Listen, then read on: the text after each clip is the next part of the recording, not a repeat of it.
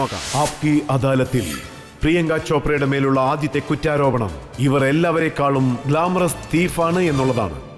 കുറച്ചുനാൾ മുൻപ് വരെ താങ്കൾ ഒരു ലിസ്റ്റിൽ ഉണ്ടായിരുന്നു, ഏറ്റവും കൂടുതൽ ഇൻകം ടാക്സ് കിട്ടുന്ന വ്യക്തി എന്നുള്ള ലിസ്റ്റിൽ. അതെ, ഇപ്പോഴും അതെ സർ. ഇപ്പൊ ഞാൻ അറിഞ്ഞത് ഇൻകം ടാക്സുകാര് രാവിലെ തന്നെ താങ്കളുടെ വീട്ടിൽ എത്തിയെന്നാണ്, ശരിയാണോ? ആൻഡ് ഞാൻ കേട്ട ഒരു കാര്യം എന്താന്ന് വെച്ചാൽ അത് വലിയ വലിയ സ്റ്റാർസിന്റെ വീട്ടിലേ നടക്കുള്ളൂ. That makes me flattered. അപ്പൊ താങ്കൾക്ക് തോന്നിയത് എന്താണെന്ന് വെച്ചാൽ മേ ബി ഇൻകം ടാക്സ് അവര് തന്നെ എന്നോട് ഇങ്ങനെ പറഞ്ഞത്. പക്ഷേ മോഷണവുമായിട്ട് ബന്ധപ്പെട്ട കാര്യം എന്താന്ന് വെച്ചാല് ഈ കുറ്റപത്രത്തെ കുറിച്ച് എനിക്ക് പറയാനുള്ളത്, ഈ പറയുന്നതൊന്നും തെളിയിക്കപ്പെട്ടിട്ടില്ല. പിന്നെ നിറയെ കുറ്റങ്ങൾ, ആരോപണങ്ങൾ ഇങ്ങനെ വന്നിട്ടുണ്ട്. അതെല്ലാം അൺസബ്സ്റ്റാൻഷ്യൽ ആയിട്ടിരുന്നിട്ടുള്ളതാണ്. അതുകൊണ്ട് ഞാൻ ഒരുപാട് അപ്സെറ്റ് ആയിട്ടുണ്ട്. പിന്നെ ഒരു കാര്യം, ഞാൻ ഒരിക്കലും ഇത് മറച്ചു വെച്ചിട്ടുള്ള കാര്യമല്ല. അതെ, സത്യമാണ്, എന്റെ വീട്ടിൽ അന്ന് റെയ്ഡ് നടന്നിട്ടുണ്ട്. പക്ഷെ അതിനെക്കുറിച്ച് ഓർത്ത് ഞാൻ അങ്ങനെ നാണക്കേടൊന്നും എനിക്ക് തോന്നിയിട്ടില്ല. ഒരുപക്ഷെ ഇൻകം ടാക്സ് ഡിപ്പാർട്ട്മെന്റ് വളരെ റെസ്പോൺസിബിൾ ആയിട്ടുള്ള ഡിപ്പാർട്ട്മെന്റ് ആണെങ്കിൽ അവരവരുടെ ജോലി നോക്കുന്നു, കാര്യങ്ങളൊക്കെ അങ്ങനെ നടക്കുന്നു. ഇതുവരെ നോക്കുകയാണെങ്കിൽ ഞാൻ one of the highest tax payers ആണ്. അതിൽ എനിക്ക് വളരെ അഭിമാനമുണ്ട്. 6 കോടി രൂപ ക്യാഷ് ആണ് സാർ, സത്യം പറയാവുള്ളൂ. 6 കോടി രൂപ എന്റെ കിടക്കേടെ അടിയിന്ന് കിട്ടിയെന്നാ പറഞ്ഞത്. അത്രയും പൈസയൊന്നും ഞാൻ എന്റെ ജീവിതത്തിൽ ഇതുവരെ ഒരുമിച്ച് കണ്ടിട്ടില്ല. 6 കോടി രൂപ ക്യാഷ് ആയിട്ട് 6 കോടി എന്ന് പറഞ്ഞു. ശരി, എത്ര കോടി ഉണ്ടായിരുന്നു? എന്റെ വീട്ടിൽ അങ്ങനെ കോടിക്കണക്കിന് പൈസയൊന്നും ഇല്ല. ഞാൻ കരുതിയത് 6 കോടി വളരെ കുറവാണ്, ഒരു 7 കോടി എന്ന് പറഞ്ഞിരുന്നെങ്കിൽ ഒരു 10 കോടി എന്നെങ്കിലും പറയായിരുന്നില്ലേ? അപ്പൊ കുറച്ചൊരു റെസ്പെക്ട് ഉണ്ടാവൂലേ? അതിരിക്കട്ടെ, ഇൻകം ടാക്സുകാർക്ക് ആരാണ് കതവ് തുറന്നു കൊടുത്തത്? സാർ, അത് യൂഷ്വലി നമ്മുടെ വീട്ടിലൊരു ഹെൽപ്പിന് ആളുണ്ടെങ്കിൽ അവരല്ലേ കഥക് തുറന്നു കൊടുക്കുക സാധാരണ. എന്റെ വീട്ടില് ജോലിക്കാരനുണ്ട്. മേഡിന്റെ മുഖം ഷാഹിദ് കപൂറിനെ പോലെ ഉണ്ടായിരിക്കും. എനിക്കും അങ്ങനെയാണ് തോന്നുന്നത്.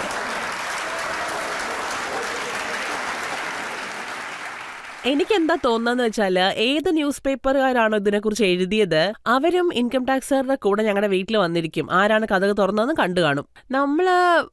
നമ്മളിത് വളരെ തമാശയാണെന്ന് വിചാരിച്ച് സംസാരിക്കുന്നു, പക്ഷെ ഇത് ആക്ച്വലി ഭയങ്കര ചീപ്പായിരുന്നു. പിന്നെ ഐ തിങ്ക് ഇവിടെ ഈ ഇരിക്കുന്ന ഈ പെൺകുട്ടികളുണ്ടല്ലോ, അവർക്ക് മനസ്സിലാവും എനിക്ക് എന്താണ് ഫീൽ ചെയ്യുന്നതെന്ന്. And this is wrong. അതായത് അവരുടെ കയ്യിൽ പ്രൂഫ് ഇല്ലെങ്കിൽ പിന്നെ അങ്ങനെ നടന്നിട്ടുമില്ല, അത് വേറെ കാര്യം. നിങ്ങൾ ആരോ പറയുന്നത് കേട്ട് അത് ഫ്രണ്ട് പേജിൽ അങ്ങ് ഇടുകയാണ് വെറുതെ ന്യൂസ് പേപ്പറിൽ, അതും ഹെഡ്ലൈൻസ് ആയിട്ട് തന്നെ. അതും നിങ്ങളൊരു പെൺകുട്ടിയെക്കുറിച്ചാണ് സംസാരിക്കുന്നതെന്നുള്ള കാര്യം കംപ്ലീറ്റ്ലി മറന്നിട്ട്, അതും ഞാനൊരു മകളാണ്, ഒരാളുടെ സഹോദരിയാണ്. അങ്ങനെ നോക്കുമ്പോൾ ഇത് മുഴുവനും തെറ്റായിട്ടുള്ളൊരു കാര്യമല്ലേ? പിന്നെ ഈ ചീപ്പായിട്ടുള്ള ന്യൂസ് എങ്ങനെയാണ് ചിത്രീകരിച്ചിരിക്കുന്നതെന്നറിയോ? വളരെ മോശമായിട്ടാണ് എഴുതിയിരിക്കുന്നത്. നമ്മളിപ്പോൾ ഇത് പറഞ്ഞ് ചിരിക്കുന്നു. ഞാനൊരു സ്ത്രീയാണ്, എനിക്കും എൻ്റെ റെസ്പെക്റ്റ് ഉണ്ട്, അത് മനസ്സിലാക്കുന്നില്ല. So I didn't take this very kindly at all. ഒരു പ്രാവശ്യം കമീനെ സിനിമയുടെ ഷൂട്ടിങ്ങിന്റെ സമയത്ത് ഷാഹിദ് കപൂർ കരയുന്ന കണ്ടിട്ട് താങ്കളും കരഞ്ഞെന്നാണ് കേട്ടത്.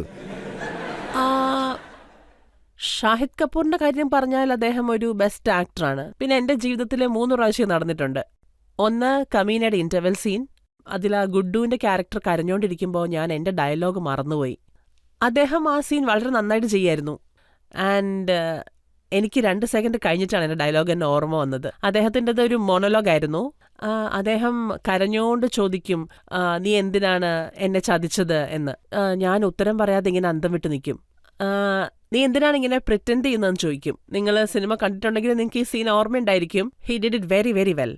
ആസ് എൻ ആക്ടർ ഞാൻ ഓപ്പോസിറ്റ് നിൽക്കുമ്പോൾ എനിക്കും ഡയലോഗ് ഉണ്ടെന്നുള്ള കാര്യമേ ഞാൻ മറന്നുപോയി. എന്താ I got sucked into his performance.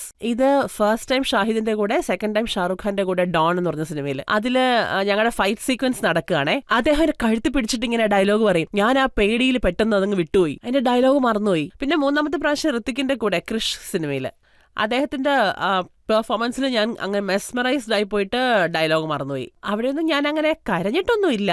I think I admire him, ഷാഹിദിനെ, ആസ് എൻ ആക്ടർ. ഓഡിയൻസിൽ ആർക്കെങ്കിലും എന്തെങ്കിലും ചോദ്യം ചോദിക്കാനുണ്ടോ? മേഡം, ഇപ്പോൾ നോക്കിയാൽ സാർ ഒരു കാര്യം പറഞ്ഞു, നിങ്ങൾ ബറേലിയിൽ നിന്നാണെന്ന്. ആദ്യം എനിക്കൊരു കാര്യം ക്ലിയർ ചെയ്തു തരൂ, നിങ്ങൾ ബറേലിയാണോ പഞ്ചാബാണോ? ആക്ച്വലി എൻ്റെ ജീവിതത്തിൽ ഒരുപാട് കൺഫ്യൂഷൻസ് ഉണ്ട്. ഞാനത് പറയാം, കൃത്യമായിട്ട് പറയാം. എൻ്റെ മുത്തശ്ശനും മുത്തശ്ശിയൊക്കെ അംബാലയിൽ. എൻ്റെ പേരൻസ്, എൻ്റെ അച്ഛൻ, പിന്നെ എൻ്റെ അച്ഛൻ്റെ ഫാമിലി എല്ലാവരും അംബാലയാണ്. എൻ്റെ ചിറ്റപ്പനും വൈഫൊക്കെ അവിടെയാണുള്ളത്. ഞാൻ വളർന്നത് ബറേലിയിലാണ്, കാരണം എൻ്റെ അച്ഛൻ അവിടെ ആർമിയിൽ വർക്ക് ചെയ്യായിരുന്നു. സോ അദ്ദേഹത്തിൻ്റെ പോസ്റ്റിംഗ് അവിടെയായിരുന്നു. അപ്പോൾ ഞാനൊരു 8 വർഷത്തോളം അവിടെയായിരുന്നു. എൻ്റെ മമ്മി ജനിച്ചത് മദ്രാസിലാണ്, വളർന്നത് പക്ഷേ ജാർഖണ്ഡിലാണ്, ജംഷഡ്പൂരിൽ. ഞാൻ ജനിച്ചത് ജംഷഡ്പൂരിലാണ്. എന്റെ മുത്തശ്ശൻ കാശ്മീരിയാണ്, മുത്തശ്ശി കേരളയാണ്. നിങ്ങൾ പറഞ്ഞു ഞാൻ എവിടെയുള്ള ആളാണെന്ന്. അതാണ് മാഡം. ആരെങ്കിലും ഒരു കുടുംബത്തിൽ നാഷണൽ ഇന്റഗ്രേഷൻ ഉണ്ടെന്ന് പറഞ്ഞാൽ അത് പ്രിയങ്ക Absolutely. ചോപ്രയുടെ അതുകൊണ്ടാണ് മിസ് കുടുംബമായിരിക്കും. ഇന്ത്യ കോൺടെസ്റ്റിന് വന്നത് തന്നെ. സ്കൂളിംഗ് അമേരിക്കയിലായിരുന്നു, so miss world simple. Madam നിങ്ങൾ പഞ്ചാബി എന്ന് പറയാൻ പാടില്ല. കാരണം ശരി, എന്റെ പേര് ചോപ്ര നിങ്ങൾ എന്നാണ്. പഞ്ചാബിലാണെങ്കിലേ പഞ്ചാബി എന്ന് പറയാൻ പാടുള്ളൂ. ബറേലിയിലാണെങ്കിൽ ബറേലിയാണ്. ഓ, അപ്പൊ ഞാൻ ഇപ്പൊ മുംബൈയിലായതുകൊണ്ട് മിസ് മുംബൈ ആയോ? മിസ് മുംബൈ ആയി അല്ലേ? നിങ്ങൾ പഞ്ചാബിൽ നിന്നല്ലെങ്കിൽ നിങ്ങൾ പഞ്ചാബി അല്ല.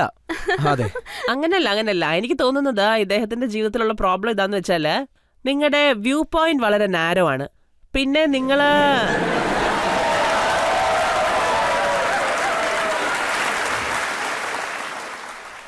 അതായത് നിങ്ങൾക്ക് ഈ കാര്യം മനസ്സിലാക്കാൻ കഴിയുന്നില്ല.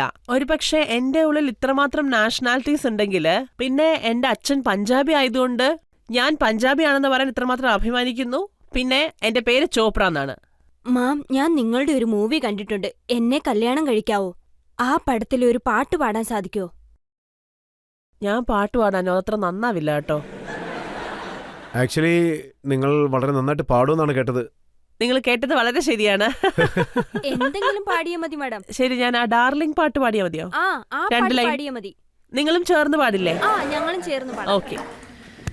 डार्लिंग आंखों से आंखें चार करने दो, रोको ना मुझको प्यार करने दो, बेकैफ है बहारा बेचैन जाने यारा, बुलबुलों को अभी इंतजार करने दो, डार्लिंग आंखों से आंखें चार करने दो. ഒരു പക്ഷേ ജീവിതത്തിൽ താങ്കൾ അതെ. ആരെങ്കിലും കൊല്ലുകയാണെങ്കിൽ അതിന് ശിക്ഷ കിട്ടിയില്ലെങ്കിൽ ആരെ കൊല്ലാനാണ് ആഗ്രഹിക്കുന്നത്? നിങ്ങൾക്ക് എന്റെ അടുത്ത് ഈ ചോദ്യം ചോദിക്കണമെന്ന് ഉറപ്പാണോ? ഉറപ്പാ? എന്നാ നിങ്ങളെ തന്നെ.